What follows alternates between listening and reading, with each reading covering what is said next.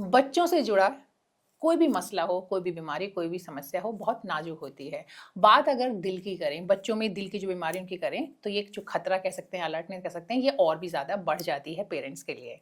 आज इसी विषय पर बात करने के लिए हमारे साथ जुड़ी हैं डॉक्टर स्मिता मिश्रा। डॉक्टर मिश्रा का बहुत लंबा अनुभव है, बच्चों के दिल से जुड़ी कोई भी समस्या है, वो उन्होंने बहुत बखूबी उसको देखा है, ट्रीट किया है, इलाज किया है। देश ही नहीं, विदेश तक में उन्होंने बहुत बड़े लेवल पे काम किया है और वो आज हमें बताएंगे कि बच्चों के दिल में पैदाइशी कौन सी समस्याएं हो सकती हैं, जन्मजाति से बोलते हैं, और उनका सही इलाज क्या है।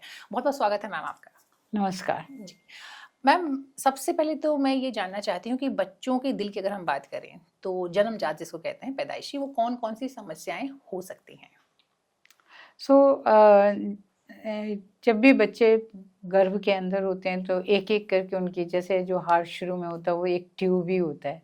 फिर इसको बदल के फिर उसमें 4 कमरे बनते हैं, 2 नलियाँ बनती हैं, एक लंग्स डेवलप होते हैं, फेफड़े के अंदर नली जाएगी, शरीर में जाएगी। इस तरह से पूरा सिस्टम बहुत ही मेटिकुलस वे में धीरे धीरे बनता है। अब ऐसी स्थिति में क्या होता है कि अगर कोई वजह हो जिसमें ये नॉर्मल ग्रोथ ना हो सके तो दिल के विकार पैदा हो जाते हैं।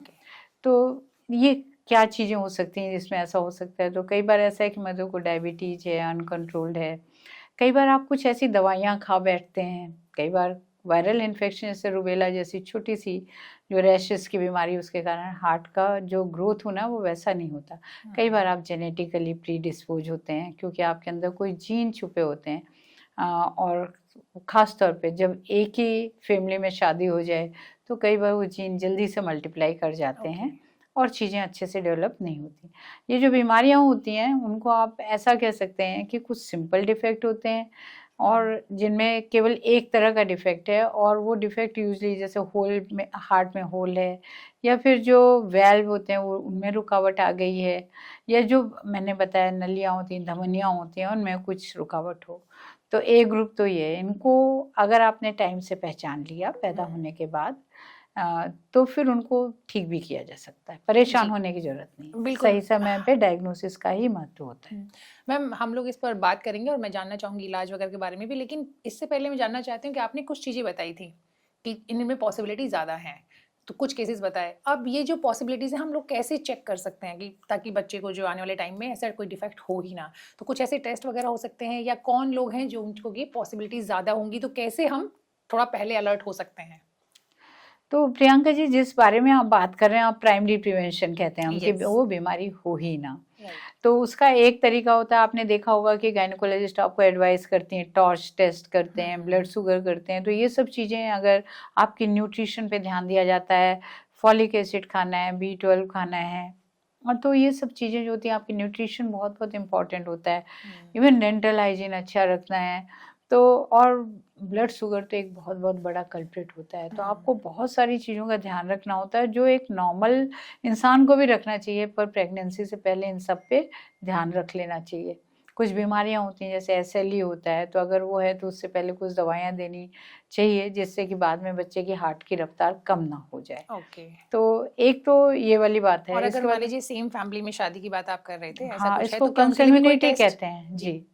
तो कंसंग्यूनिटी जब भी है, जो भी फैक्टर्स हैं, एक्चुअली पूरी तरह से उनको रूल आउट करना बहुत मुश्किल है। तो इसलिए सेकेंडरी प्रिवेंशन जो होता है वो ये होता है कि आप अल्ट्रासाउंड टेस्ट करते हैं। और अल्ट्रासाउंड टेस्ट यूजली अगर आप 18 हफ्ते के आसपास करते हैं, एक अल्ट्रासाउंड होता है और फिर एक इको भी होता है। तो जब ये किया जाता है, इसमें हमें पता लग जाता है कि किस तरह की बीमारी हो सकती है।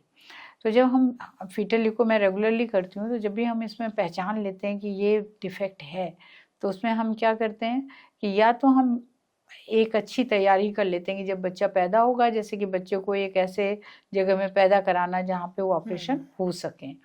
दूसरा ये होता है कि कई बार हम टर्मिनेशन भी एडवाइस करते हैं, जैसे कि बच्चे के हार्ट का कोई हिस्सा बना ही नहीं है, तो अगर बच्चा पैदा होगा, सर्जरी हो भी जाएगी, तो 1 होगी, 2 होगी, 3, और पेरेंट्स के लिए, बच्चे के लिए, दोनों के लिए एक इमोशनल, फाइनेंशियल, हर तरह का प्रॉब्लम है।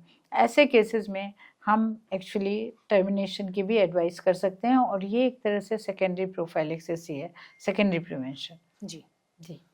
और उसके बाद अगर मान लीजिए बच्चा पैदा हुआ, तो फिर कौन से टेस्ट में कब पता चलता है कि बच्चे को ये हार्ट से जुड़ी कोई प्रॉब्लम है? और आप ये भी बता रही थी कि किस तरह की प्रॉब्लम होती है, जैसे छेद होना तो बहुत कॉमन है, उसके अलावा और क्या-क्या चीज़ें हो सकती हैं? वॉल्व में भी आपने बताया कि कुछ इश्यूज़ तो हो हो सकते हैं। सकता, तो एक्चुअली क्या होता है कि एक ग्रुप वो है जिसमें कि एक अकेला डिफेक्ट है, छेद है, रुकावट है, हुँ, पर एक दूसरा ग्रुप ये होता है जिसमें बहुत सारी चीज़ें एक साथ होती हैं।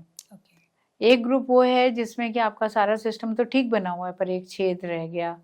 तो दूसरा ग्रुप वो होता है जिसमें एक हिस्सा बना ही नहीं, या एक छेद है तो रुकावट भी है, या एक वेल बहुत छोटा बना हुआ है साथ में। तो ये वाले जो ग्रुप होते हैं, जो दूसरे वाले होते हैं, यूजुअली इनमें नीलापन आ जाता है बच्चों को। ओके। किस स्टेज में नीलापन आएगा डिपेंड करता है कि किस तरह का विकार है।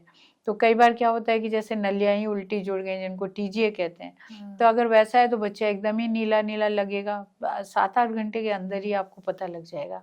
इन बच्चों में हम या तो फिर एक दवाई देते हैं जिससे कि वो उनका नीलेपन को कुछ कंट्रोल किया जा सके, उनके पेट के अंदर की जो कुछ चीज़ें हैं, धमनियाँ हैं, वो थोड़ा काम करती रहें, और या फिर उनको हम तुरंत ही कैथ लैब के लिए लेते हैं, और या फिर सर्जरी के लिए भेज देते हैं।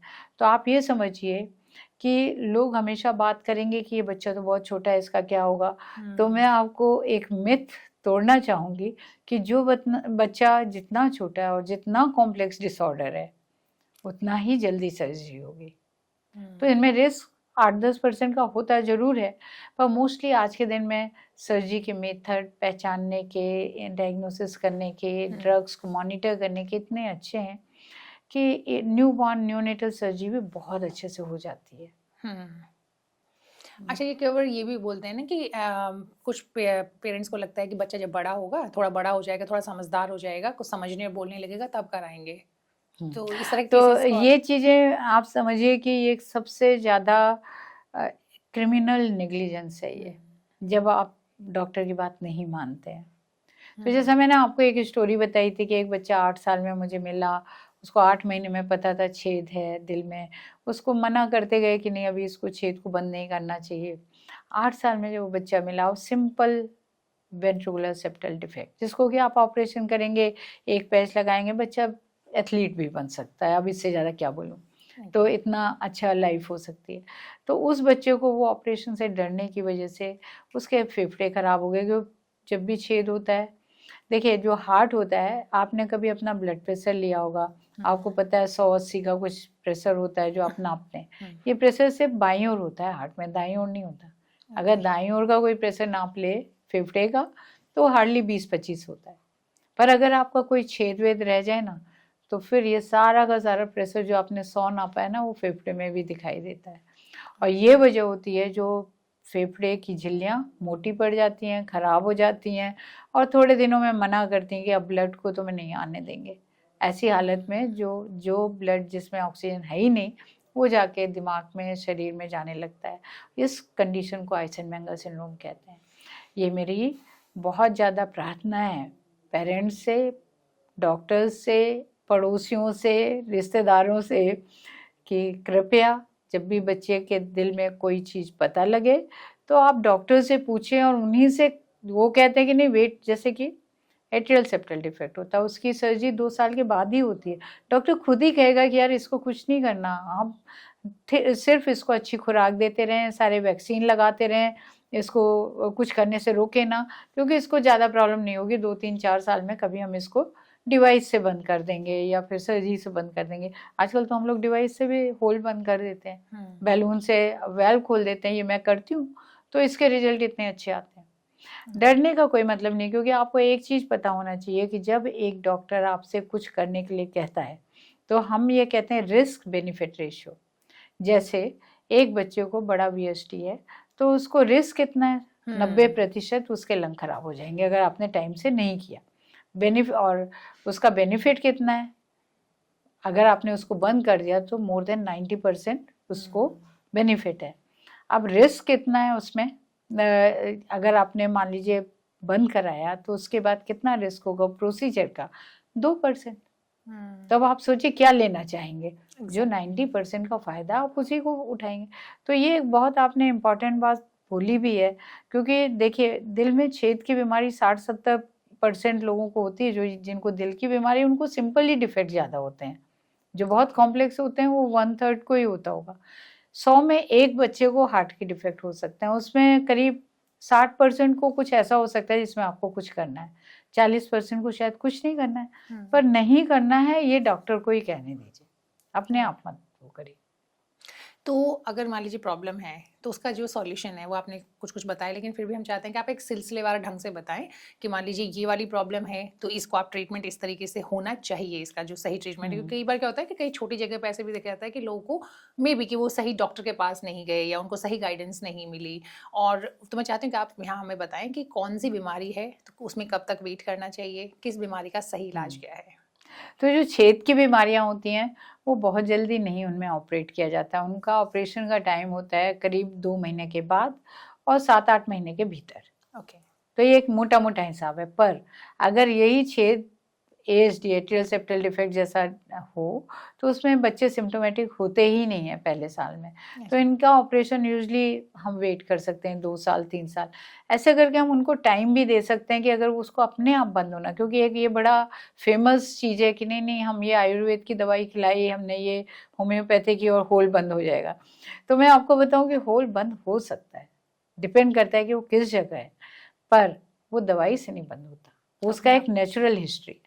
तो इसलिए उस नेचुरल हिस्ट्री को कमर्शियल उसमें नहीं बदलना चाहिए। डॉक्टर से सलाह लीजिए सही टाइम पे।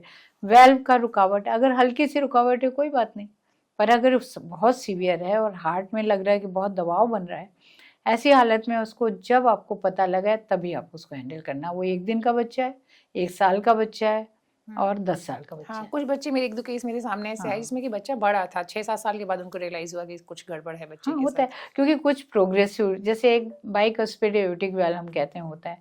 अब ये जो वाल्व है जब बच्चा पैदा होता है तो कई बार उसी समय उसमें रुकावट होती है। जैसे मैंने एक बच्चा, मेरे पास बच्चा आया था ग्वालियर से, अब वो बच्चा जब आया तो उसके सांस रुक चुकी थी और उसका हार्ट का बीट सब एबनॉर्मल था। हमने उसको इमीडिएटली विदिन 1 आवर हमने उसको कैथ लैब में लिया और हमने बैलून कर दिया, बच्चा बच गया आजकल बिल्कुल ठीक ठाक। मतलब ये बात हो गई, मतलब एक बच्चे का मैं एग्जाम्पल कर रही हूँ तो वो बच्चा अब 12 साल का हो रहा होगा, हाँ 12 साल का एग्जैक्टली, तो वो एकदम नॉर्मल है अभी। तो ये चीज़ें कि आप, हम लोग एक चीज़ कहते हैं as a paediatric cardiologist, timely detection, timely intervention. सही टाइम में हमने डिटेक्ट किया, सही तरीके से हमने प्लान किया, प्लान आउट करना होता है। क्योंकि एक बच्चा जब हार्ट की बीमारी लेके आता है वो डायरिया की तरह की बीमारी नहीं है कि आपको एक बार उससे बात करनी है। हमारा जो बच्चा है उसको तो हमें ज़िंदगी भर में मालूम है, उसके मल्टीपल पॉइंट हमारा इंटरेक्शन होगा, तो उसमें हमें देखना, उसको हमें प्लान देना होता है, हमें ट्रीटमेंट नहीं देना होता है कि अभी का भी ट्रीटमेंट, ऐसा नहीं। हमें बैठ के फैमिली को बताना होता है कि अगर हम ये प्रोसीजर अभी नहीं करेंगे तो क्या नुकसान है, अगर इसको हम 6 महीने बाद करेंगे क्या फ़ायदे हैं, अगर हम इसको एक बार करेंगे क्या दोबारा भी करेंगे।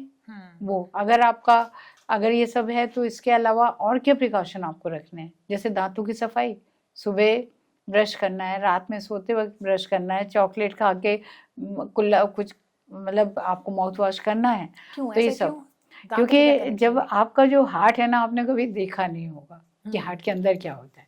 हार्ट का अंदर जो है ना, जो बेस्ट मार्बल आपने कभी देखा हो फ्लोरिंग, तो उससे भी ज़्यादा चिकना एकदम स्मूथ होता है। तो जब भी आपका ब्लड वहाँ से गुजरता है ना, आराम से निकल जाता है, जबकि ब्लड शक्कर पानी के घोल की तरह नहीं होता, वो मिट्टी पानी के घोल की तरह होता है। तो क्या होता है कि जब आप ब्रश करते हैं, कुछ बैक्टीरिया आपके बॉडी में हर जगह है, तो मुंह के जो बैक्टीरिया हैं अगर उसमें ब्लड आ गया है तो वो जो बैक्टीरिया वो उसमें एंटर कर जाते हैं ब्लड सर्कुलेशन। कुछ नहीं करना चाहिए उनको, ऐसे जाएंगे निकल जाएंगे। पर अगर हार्ट में खुरदुरापन है, VSD है, छेद है, खुरदुरापन हो गया ना, तो जैसे आप फ्लोर में मिट्टी पानी का घोल डाल के वाइप आउट करें तो पानी और मिट्टी दोनों चली जाएगी, पर वहाँ पे कोई गड्ढा है तो क्या रहेगा, मिट्टी वहीं बैठ जाएगी। तो उसी तरह से वो जो बैक्टीरिया छुप जाते हैं हार्ट के अंदर और फिर धीरे धीरे धीरे वो अपना ग्रोथ लेते हैं, वेल को बर्बाद कर देते हैं, वाल को बर्बाद कर देते हैं। धीरे धीरे फीवर आएगा, 2 दिन फीवर, हमारी क्या टेंडेंसी होती है, हमें फीवर हुआ, हमने एक एंटीबायोटिक एमॉक्सिसिलिन खा ली, 3 दिन में फीवर उतर गया, डॉक्टर ने कहा था 7 दिन खाना, नहीं खाया। तो इसके बाद क्या वो बैक्टीरिया क्या हुआ, ब्लड का इन्फेक्शन गया, फीवर उतर गया, पर अंदर वाला तो बैठा हुआ है ना। तो ये हम एक स्पेशल प्रिकॉशन कहते हैं। ऐसा 100 में 1 का चांस होता है कि हार्ट के अंदर का इन्फेक्शन हो जाएगा, पर हम कहते हैं कि देखो भाई, आप ये जरूर करो कि डॉक्टर ने कहा कि अभी दवाई नहीं शुरू करना तो नहीं शुरू करना है। अगर कहा कि शुरू करना है तो आपको उतने दिन शुरू करना है जितने दिन चलना है, और टेस्ट करके करना है। जो ब्लड टेस्ट डॉक्टर ने बताए आप उसको सुनो, उसको करो। तो आपने 2 मोटे मोटे प्रिकॉशन अभी बताए। एक तो ये कि आपको प्रॉपर अपने ओरल हाइजीन का ध्यान रखना है, दूसरा ये कि जो भी आपको ट्रीटमेंट जितना टाइम बताएगा उसको प्रॉपरली फॉलो करें। और क्या प्रिकॉशन ले सकते हैं, लेने चाहिए? इसके बाद एक कैपेसिटी रिलेटेड प्रिकॉशन है कि जैसे मान लीजिए एक वेंट्रिकुलर सेप्टल डिफेक्ट है, हमने बंद कर दिया, वो नॉर्मल हो गया, बच्चा जितना खेलना चाहता है, डांस करना चाहता है, करे।